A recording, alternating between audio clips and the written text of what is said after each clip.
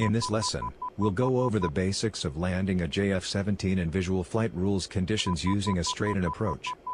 This will also be useful later, for the overhead brake and instrument flight rules landing lessons. We will first land the aircraft, then taxi to the ramp and finally perform the shutdown procedure. Press spacebar to continue.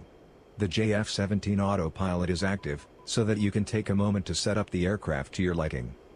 We have also placed the sim on active pause, while we configure the aircraft. First, activate the flashlight to more easily see the cockpit controls.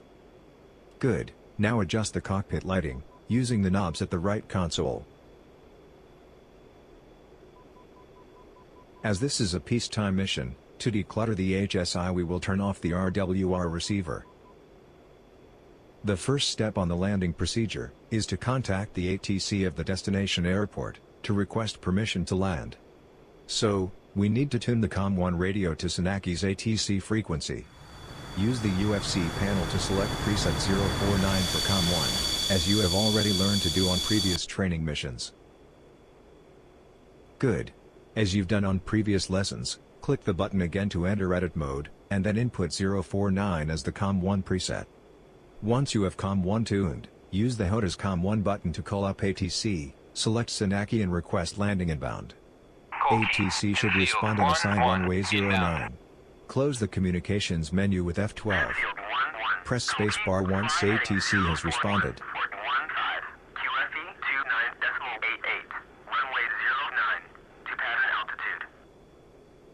Click on the RTN button, to return to the main menu of the upfront control panel. Good, the upfront control panel is now showing its main menu. The next step is to select the navigation submenu. For that, click on the button next to Flight Plan A, on the UFCP. This is the UFCP navigation menu.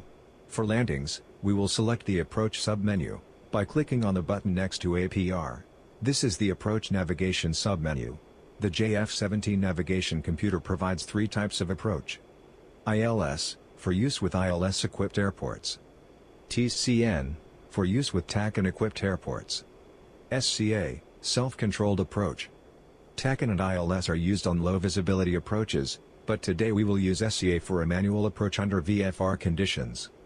Click the highlighted button 2 times, until SCA is selected. Press spacebar to continue. Good. The highlighted option indicates that the destination airport is number 50, which corresponds to Senaki, as it is the destination airport on our flight plan. On the lower half of the right MFCD, the navigation system displays a page with the data of the nearest airports on this map, as these could be used as alternative destinations. Press spacebar to continue. OK, now the highlighted option, is one that allows 2 different approach profiles. FAF, means that we are directed first towards the final approach fix, from where we would then initiate the final landing approach. RWY, means that we are directed straight to the runway, bypassing the FAF. There is a diagram on the briefing, that shows the relationship between the FAF and the RWY. Press spacebar to continue. On the left MFCD the navigation system automatically shows the approach page, with all the data that the system has about the destination airport. On the right MFCD, the HSI shows the route line towards the FAF, and then a brake line towards the airport, identified with the number 50 within a circle. Use the zoom buttons of the HSI, to be able to visualize our destination airbase. On this mission, we will not go to the FAF directly, instead you will fly straight ahead towards the training gates and then turn to the right 90 degrees for a longer straight approach towards Senaki. This will give us more time, as we go through the different steps of the landing procedure. Press spacebar to continue. OK, we are now ready to start the flight. We will now disconnect the autopilot and unpause the sim. Keep the aircraft on a course of 350 degrees and a speed around 350 knots, and begin descending towards the gate ahead, that is at 5,500 feet MSL. Check the briefing illustrations, with left Alt+B, for the HSI symbology that the APR mode uses. Press spacebar to continue.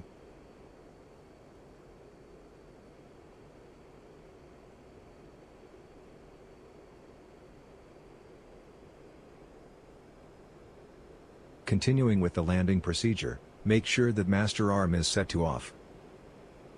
Next, cage the targeting pod camera, if installed. by selecting the targeting pod control page on an MFCD and selecting cage. Now, click on the pod button. Next, click on the WMD7 button. Good, the message on the center of the MFCD tells us that the targeting pod is off, and thus no further caging is needed. Press spacebar to continue.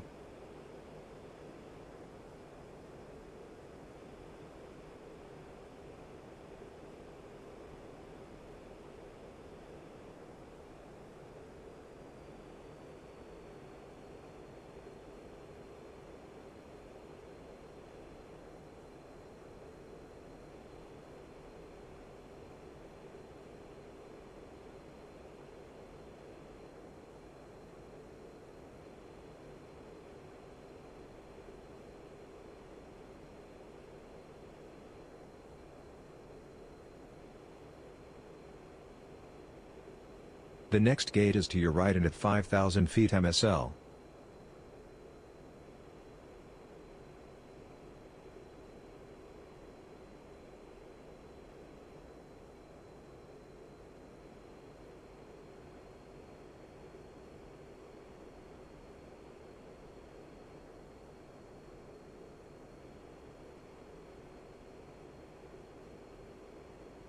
The next gate is to your right and at 4,500 feet MSL.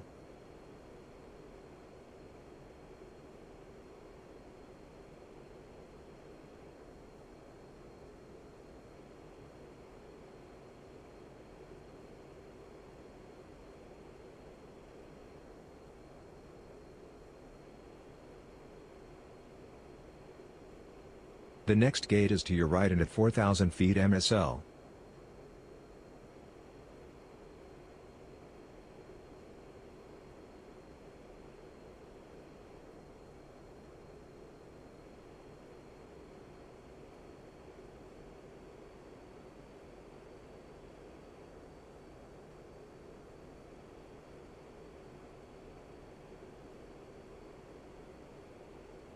Begin reducing your speed to under 300 knots.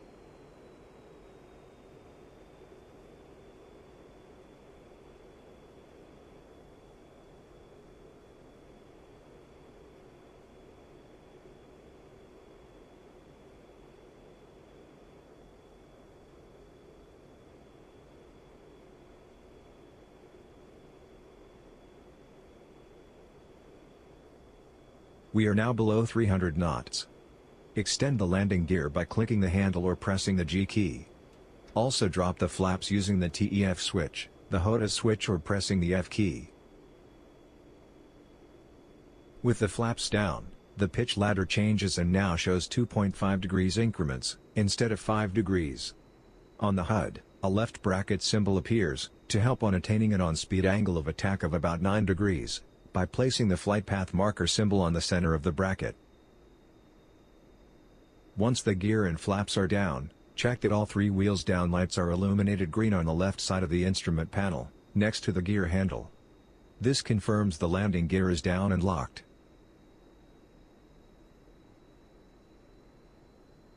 Now, open your speed brakes using the switch on your throttle or the keys left shift plus B, and increase throttle to maintain speed if necessary.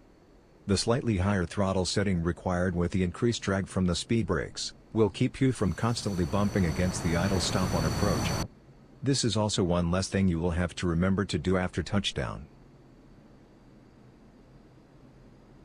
Turn on the landing lights by right-clicking on the highlighted switch.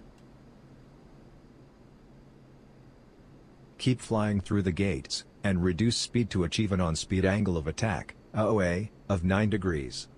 This is the AOA that will provide the best approach speed and handling characteristics for your aircraft's weight. Use the throttle to adjust your speed and glide path and pitch trim to adjust your AOA.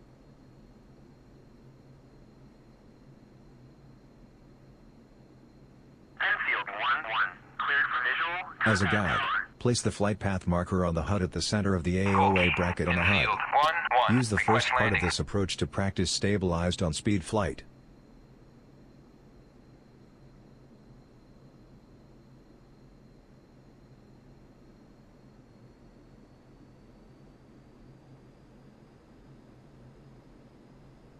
At this point, You should be on speed and on glide slope. The 2.5-degree pitch ladder in the HUD and the flight path markers should be placed at the near end of the runway. This is the most challenging part coming up, so exit the mission and try again if things do not go as planned. For now though, continue on your approach.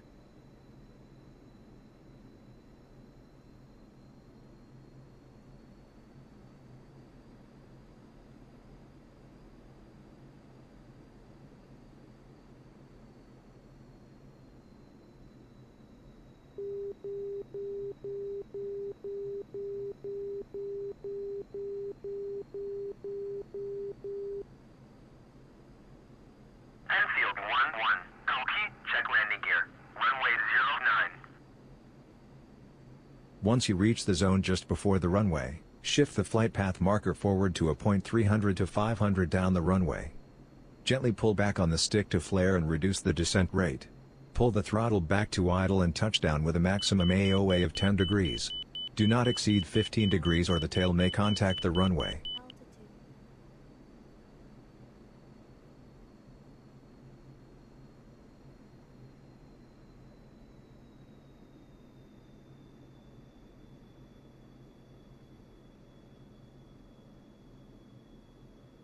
Touchdown.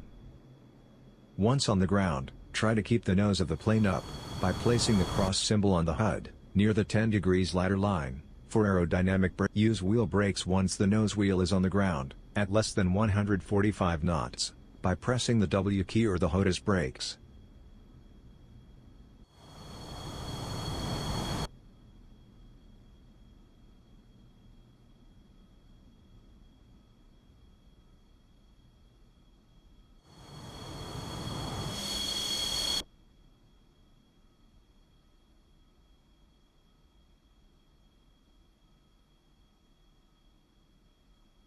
Enfield 1-1, taxi to parking area.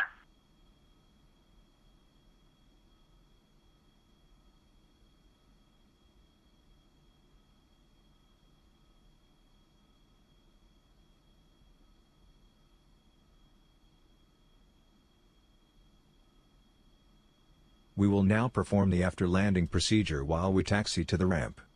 First, close your speed brakes using the switch on your throttle or the left control plus B keys.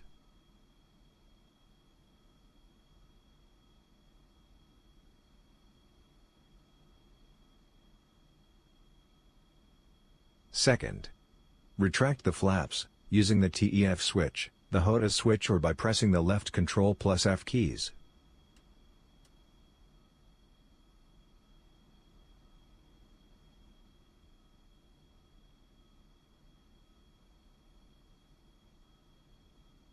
Third, ejection seat handle to safe position, upwards, to prevent unwanted ejections.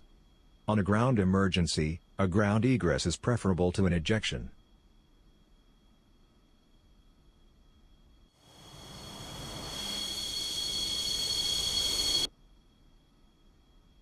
Fourth, set your landing lights switch to the taxi position.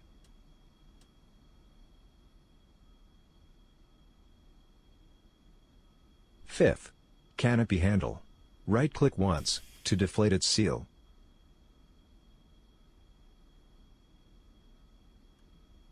Sixth, confirm that the master arm switch is set to off, if it wasn't already.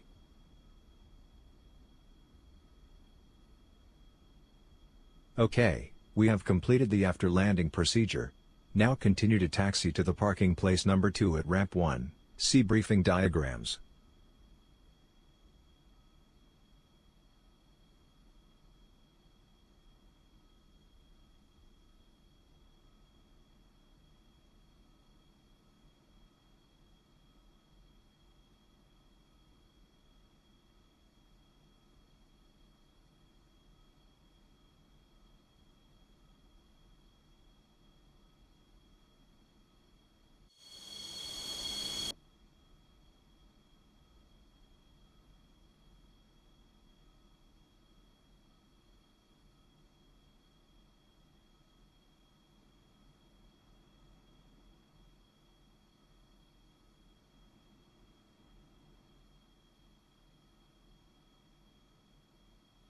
Okay, you have reached your spot at the ramp. We will now practice the shutdown procedure. Switch emergency hydraulics to off. Move throttle to off position, with left Alt plus T keys. This terminates ignition and shuts off the fuel supply to the engine. The engine spools down and the generator drops offline. Caution and warning lights are to be expected. Press spacebar to continue. Switch start pump to off. Switch engine control to off. Open the canopy. Press spacebar once fully opened.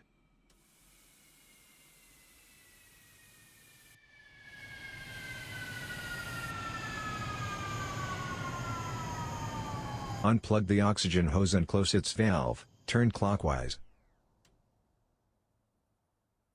Power off the systems. Avionics, power all down by clicking on the off button. Switch SHARS to off, selector INS to standby, turn off HUD and displays.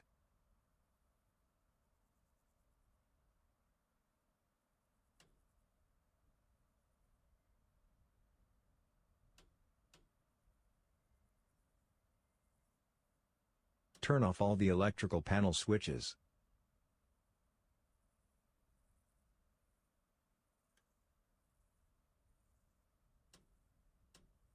Well done, you have successfully completed this training session on VFR landing and shutdown procedures, on the JF-17 Thunder. You may now press the escape key and exit the training.